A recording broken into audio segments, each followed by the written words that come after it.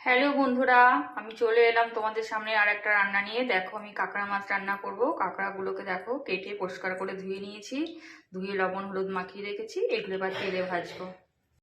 সর্ষের তেলটা গরম হয়ে গেছে, এবার আমি মাছগুলোকে দিয়ে দেবো।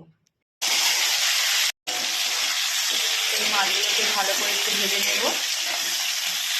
কাঁকড়াটাকে একটু ভালো করে ভাজতে হয়, ভেজে পর্যন্ত ভাজতে একটু সময় লাগবে। দেখো, কাঁকড়াগুলো ভাজা হয়ে গেছে, এবার আমি মাছগুলোকে তুলে নেব। জিরে ফোড়ন দিলাম, আদা রসুনটা দিয়ে দেবো। এবার কুচানো পেঁয়াজটা দিয়ে দেবো, কাঁচা লঙ্কা, লবণ, হলুদ ভালো করে ভেজে নেব। দেখো, পেঁয়াজটা কেমন ভাজা ভাজা হয়ে গেছে, এবার আমি টমেটোটা দিয়ে দেবো। টমেটোটা দিলাম, জিরে ধনে আর গরম মশলা গুঁড়োর পেস্ট করাটা দিয়ে দিলাম, একটু চিনি দিলাম। এবার ভালো করে মশলাটা কষে নেব যতক্ষণ তেল না ছাড়ে।